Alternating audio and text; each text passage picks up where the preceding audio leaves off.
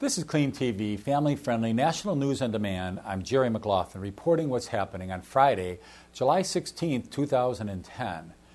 Congress on Thursday gave final approval to an overhaul of the nation's financial regulatory system, intended to address the causes of the 2008 economic crisis and to rewrite the rules for a more complex and mistrustful era on Wall Street.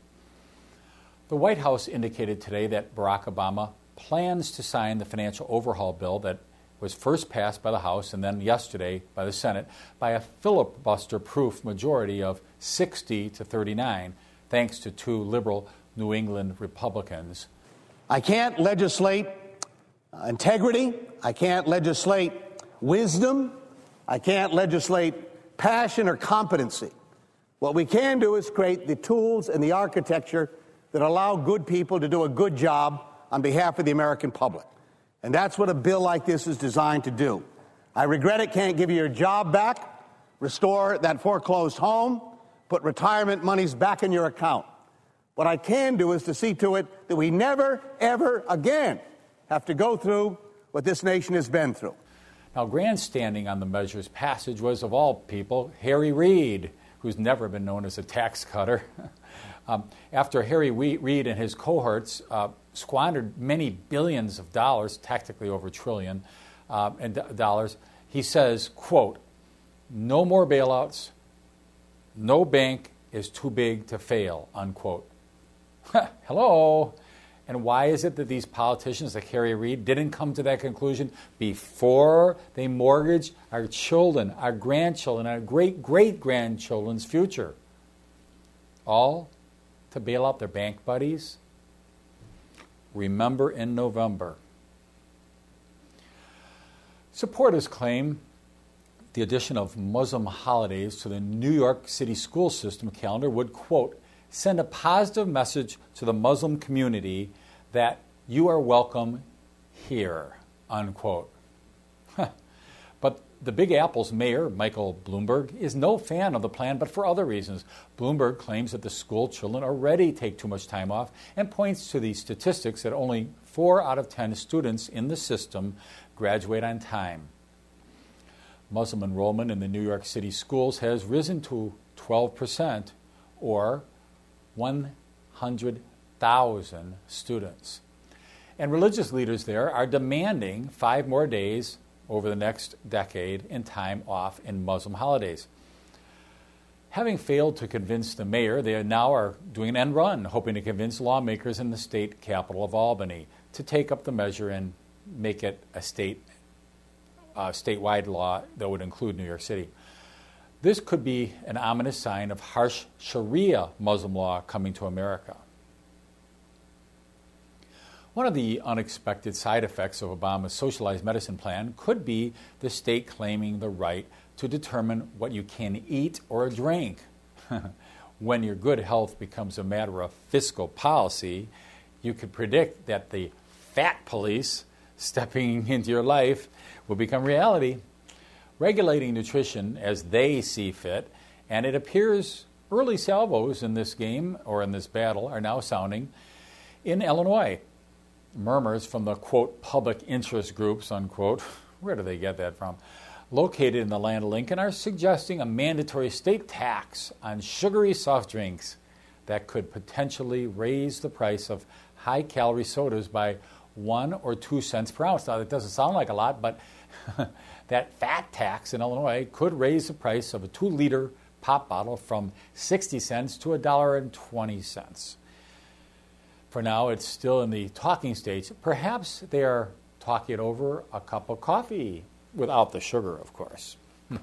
Probably with an artificial sweetener that's far worse than sugar, that some big company is lobbying to make sure they keep legal. Political buddies, you know. Politicians often use the phrase nuclear option in a figurative sense, but the Gulf oil spill being somewhat uncertain now, they're still considering a more literal use of the word nuclear. Although BP claims yesterday that they finally capped the well for the first time since the explosion in the Deepwater Horizon rig, There's always Plan B, or in this case, as you saw, Plan N, as in nuclear.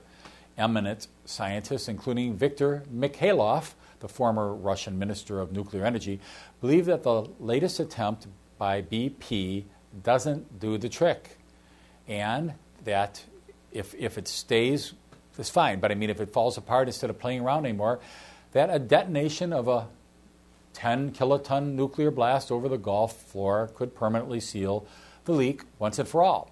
Mikhailov claimed Russia has used the nuclear bomb before to seal off multiple oil wells, and we can't prove it one way or the other, but other scientists are concerned that such a nuclear blast, if they took Mikhailov's advice, in the Gulf could have a problem by ripping an even larger hole in the earth, compounding the problem that already exists, and possibly triggering earthquakes that could actually reach the New Madrid fault line that runs straight up the United States of America, right through the heartland. Well, for now, Washington and British Petroleum are both on record as opposing the quote-unquote nuclear option. Watch and see. And hoping against hope that this final fix will stay fixed. The Family Research Council has leveled strong criticism against plans by Amtrak. Amtrak is a passenger train service using tax dollars to promote travel to lesbian, gay, bisexual, and transgendered passengers. I wonder how many toilets are going to need to accommodate all these people, the different genders and configurations and all that stuff. You might need a whole freight train or a passenger train just to have the bathrooms lined up. Let's see, we got a homosexual here, a bestiology person here, a transgender here, a lesbian here, heterosexuals here. Oh, we only get one. Oh, taxpayer dollars a little bit too tight. No longer men or women. We just get one for breeders, I suppose, or homophobes. We get one bathroom, maybe. Unbelievable. And taxpayers' money, maybe it will come to that. Amtrak plans on spending $250,000 recruiting homosexual passengers. And Family Research Council points out that Amtrak isn't a private business at all. And this government-run business is now spending $250,000 taken directly from the pockets of taxpayers during these difficult economic times. Spokesperson Peter Spriggs points out that this is a further proof that the Obama administration has gone off the rails by allowing Amtrak to spend this money, insulting the millions of Americans who have deeply held moral convictions against the homosexual lifestyle.